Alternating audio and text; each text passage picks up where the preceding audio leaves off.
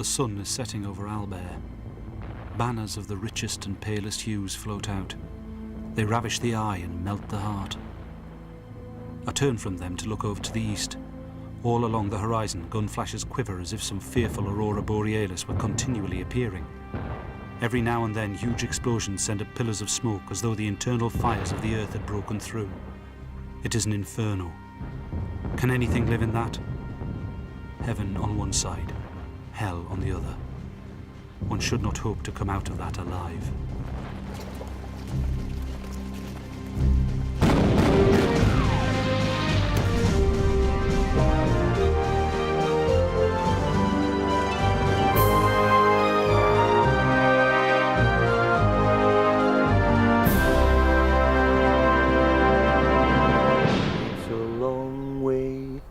Tipperary. By mid-July, 2 weeks into the Battle of the Somme, the British High Command had failed to achieve the hoped-for breakthrough in the German lines.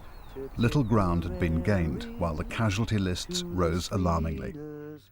The huge losses meant that many more troops would be needed to achieve the objective of taking the town of Bapaume. Their immediate goal was to take control of the Poitiers-Longueval Ridge and High Wood. In the sweltering heat of July, the fighting took on a new and sinister phase. It would now be a war of attrition.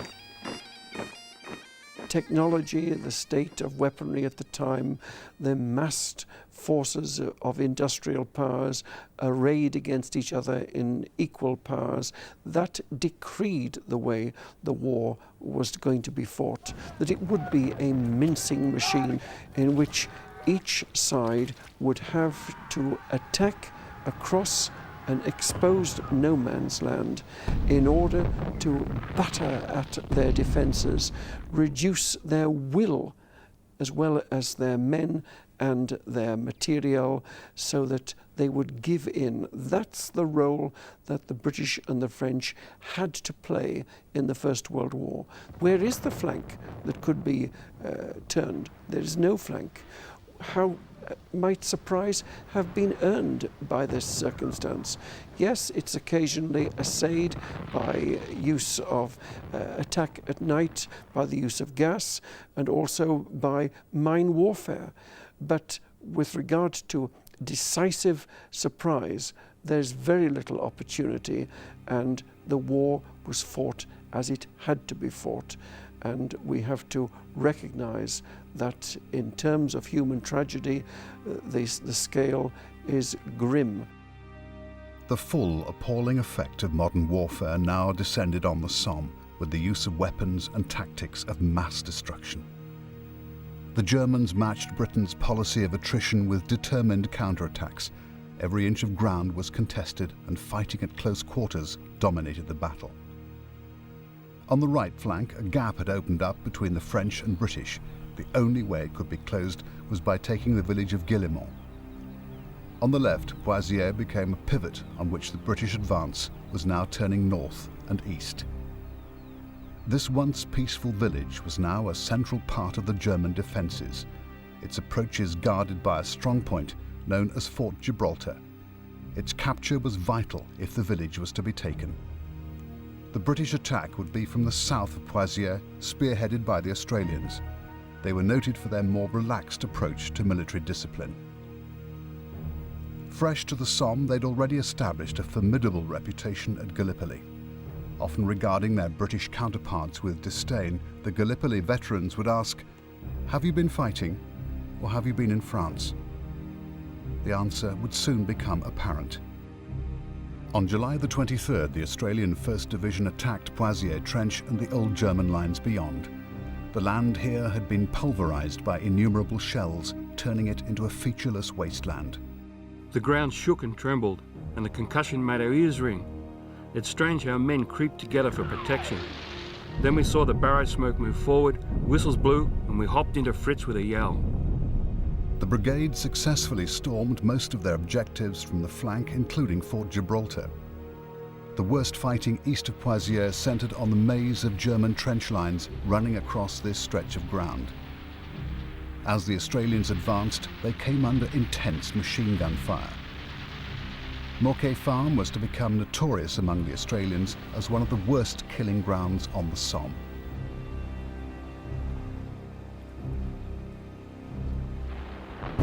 Here, as elsewhere, artillery dominated the battlefield, each side relying on its use to destroy men and defences before an attack.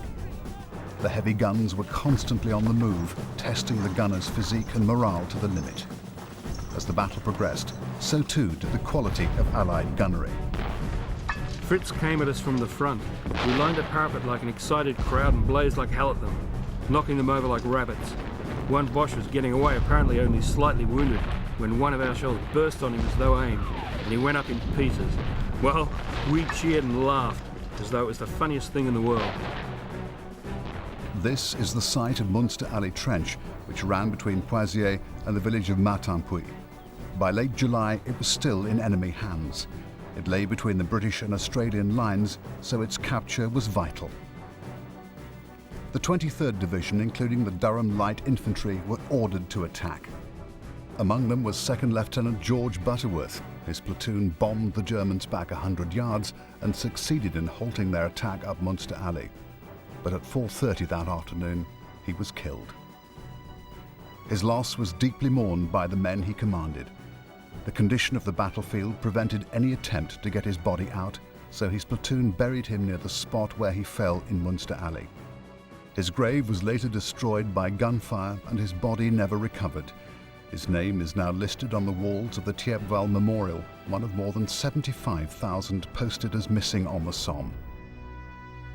On the night of the 4th of August, the Australians finally captured Poisiers Ridge. They'd been subjected to a bombardment of unrelenting intensity. My battalion has been in for 8 days, and they're sticking it still. Incomparable heroes all. We are lousy, stinking, ragged, unshaven, sleepless. My tunic is rotten with other men's blood. One feels that on a battlefield such as this, one can never survive, or that if the body holds, the brain must go forever. For the horrors one sees and the never-ending shock of the shells is more than can be borne. Courage does not count here, it's nerve. Once that goes, one becomes a gibbering maniac. The Gallipoli veterans say that the peninsula was a picnic to this push. Only 40% of the men engaged on the Somme campaign were involved in actual combat.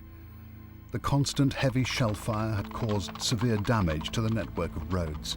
It was an endless task to repair and reconstruct them. The burden of road maintenance fell upon the Royal Engineer and Pioneer battalions. As the front line advanced, so the infantry's demand for ammunition and supplies increased.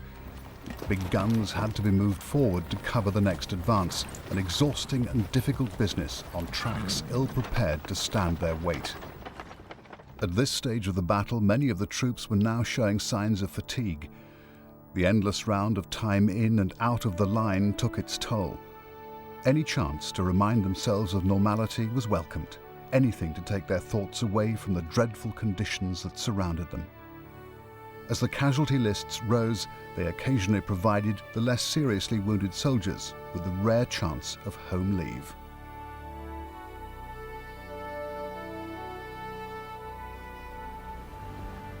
I didn't want to give my mother a shock by just walking in the ever-open door. I took the footpath that ran next to the railway and the colliery line. Long before I reached the bridge, I saw somebody waving. It was my mother. She must have left just as she was. No coat, no shawl. She still had her carpet slippers on. She was still panting for breath and utterly exhausted. She collapsed. Our only greeting was made sitting on the wet grass. I carried her all the way home. This reunion with normality was often brief, and then it was time to return to the front. The village of Millencourt was a favourite resting place behind the lines for British troops. This graffiti was scratched into a farmyard wall by a soldier waiting to go back into action. It was one of the last evenings before going up again. We assembled in the orchard at dusk.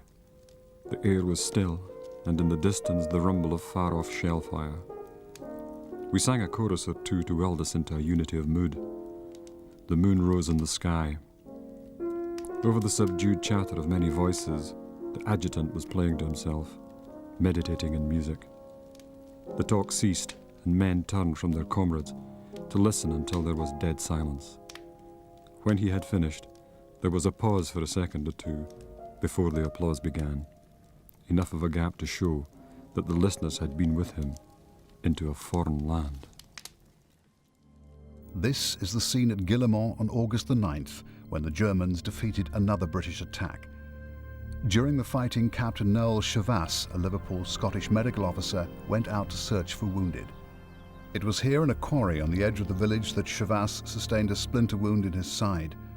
Despite this, he carried a man over 500 yards to safety, winning the first of 2 VCs. He was the only man in the Great War to achieve this distinction.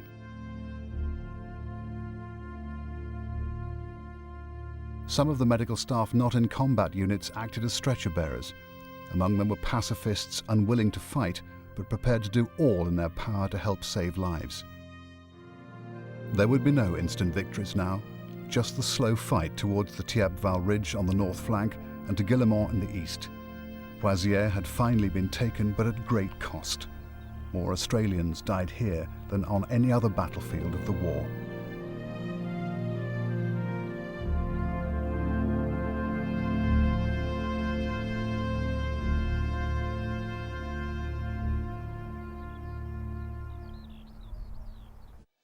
The policy of attrition now became total. Of all the Somme's sinister places, none was more dreaded than the village of Guillemont. Each body was covered inches deep by a black fur of flies which flew up into your mouth, eyes and nostrils. I once fell and put my hand right through the belly of a man. It was days before I got the smell out of my nails. Both sides were suffering as the relentless death and mutilation continued. You can no longer call this war. This is mere murder. All my previous experiences are child's play compared with this massacre, and that is much too mild a description. Throughout August, the battle continued on the left flank beyond the Poitiers Ridge towards Thiepval. Moquet Farm, a German strongpoint known to the attackers as Mucky Farm, stood in their way. The Germans had turned it into a fortress.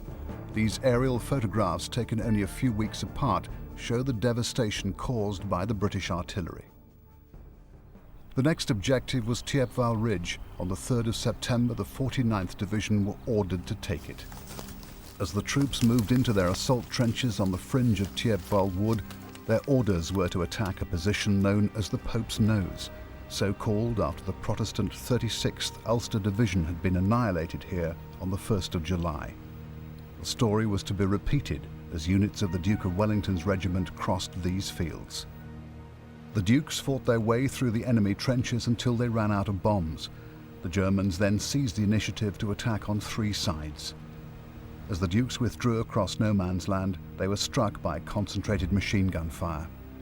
Many of these men were killed within a few yards of safety. As night fell, the Thiepval Ridge remained in enemy hands. As the battle bogged down, the Allies now introduced a new weapon. The tank was especially developed to break the deadlock of no man's land on the Somme. On the 15th of September, the tanks were sent into action along an 8-mile front between Courcelette and Fleur to spearhead an assault by 10 divisions. The tanks attacked from the direction of Poitiers and Delville Wood. Of the 32 tanks to reach the starting point, only 24 actually advanced. Of these, only 9 were of any use. The rest had broken down or got stuck. The 2nd Canadian Division was sent in to attack the trenches around Courcelette, but their progress was halted by Germans in this heavily fortified sugar beet factory. It guarded the approach to the village, posing a major obstacle for the troops. As the situation grew critical, the one surviving tank in the sector came down this road heading towards the now wrecked factory, much to the relief of the Canadians, pinned down in shell holes. The tanks didn't have it all their own way. Moving so slowly, at only 2 miles an hour, they made easy targets for the German artillery. While their effect on the German troops had been significant, the cost in crews had been high. The Germans fought to the death to hold on to Courcelette. Casualty figures on both sides had been appalling. Among them, Private George Ritchie, aged just 16. He was the youngest soldier to die on the Somme. In the 1920s, when this road was being widened, the bodies of more than 300 men were found, testimony to the carnage here. But perhaps the most sinister killing ground of them all was High Wood. Many thousands of men were committed to its capture. Its evil reputation was legendary among the troops. These aerial photographs show how the wood was progressively destroyed in just a few weeks. At the northeast corner of High Wood, the Black Watch and Cameron Highlanders had been driven back on the 3rd and the Northamptonshires on the 9th of September. This despite the detonation of 2 huge mines. The craters remain, now filled with water. Of all the woods on the Somme battlefield, no other could match High Wood for death and destruction. The bodies of at least 8,000 men still lie buried in its depths. As yet more troops were needed, the New Zealanders were brought in to fill the gaps. Their experiences at Gallipoli had helped turn them into hardened veterans. They were sent into action here, in the area known as the switch line between High Wood and Delville Wood. They proved themselves amongst the most courageous and tenacious of any troops on the battlefield. This is their memorial, standing on the site of the German trenches they fought so hard to take. It was also from here that they watched as tanks left Delville Wood to assault the village of Fleur. Once again, the tanks were effective. One broke through the German defences and fought its way into the village, followed by jubilant British troops. The use of the tanks had caused chaos among the German defenders and proved that at last the stalemate of no man's land could be broken. Next into the line came the elite regulars of the British Army. Guards of the 6th Division were ordered into the attack on the right flank. One of their number was Raymond Asquith, son of the Prime Minister. He was hit and was carried to an aid post where he later died. This battlefield had little respect for class or standing. David Henderson, son of the Labour Party leader, also lay dead, killed fighting with the London Rifles at High Wood. The fighting was far from over. High Command resolved to seize the high ground to the east. They needed to take the Tilloir Ridge and the villages of Morval and Ganchy before the autumn rains. The attack fought over this devastated landscape was launched on the 25th of September and became known as the Battle of Morval. It was considered a great success, with many of the objectives southeast of the Albert-Bapaume road taken. The British would now have to maintain their advantage and attempt to push on towards Ganchy and secure the right flank. The ultimate objective of Bapaume still lay stubbornly outside their reach. On the left flank, the 18th and 49th Divisions attacked Thiepval Ridge. As elsewhere on the front, the devastation here had been quite complete.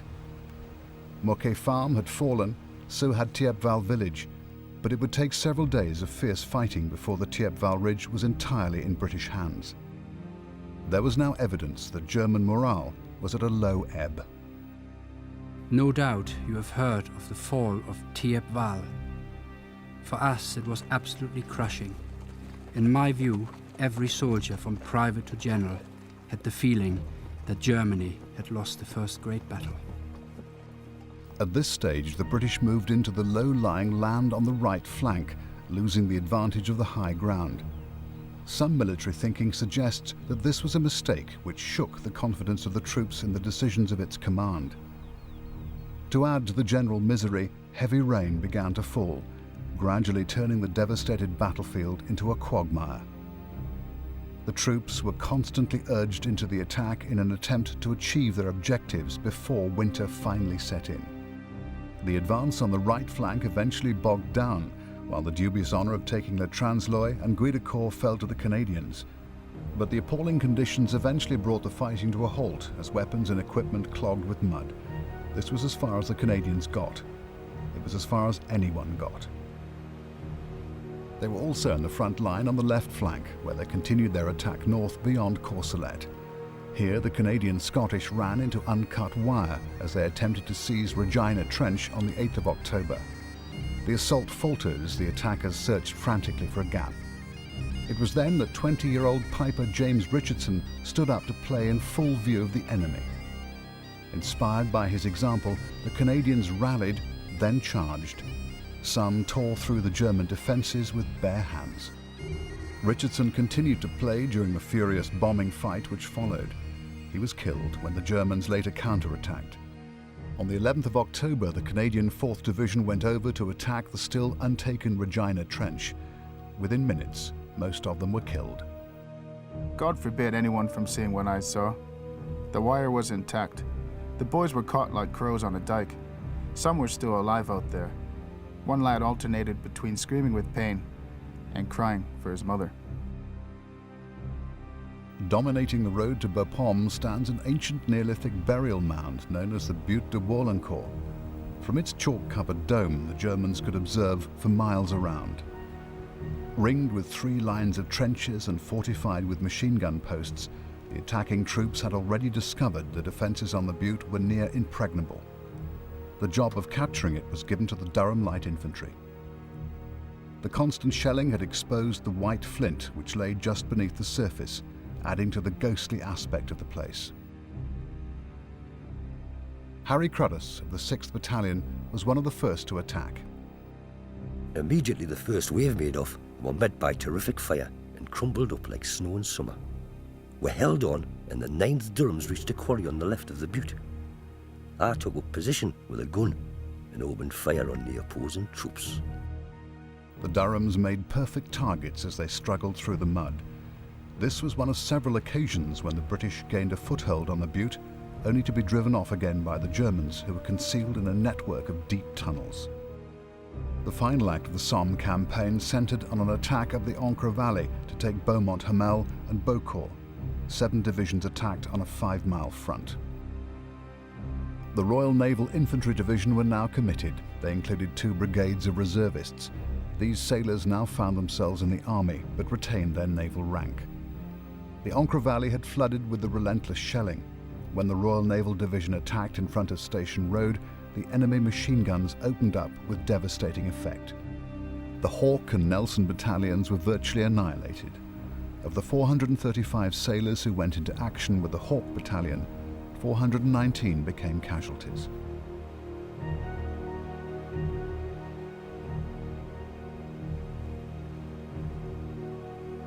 In virtually the last act of the battle, Beaumont-Hamel and the infamous Y Ravine fell to the Scots of the 51st Highland Division. With the onset of winter, the fighting on the Somme ground to a halt. The Allies had advanced a mere 7 miles at the furthest point during the 4.5-month campaign. The price was a death toll of more than 1 million men on all sides. Those who survived were exhausted. The German commander, General Ludendorff, admitted his army was utterly worn out. He correctly predicted that if the war lasted, defeat was inevitable.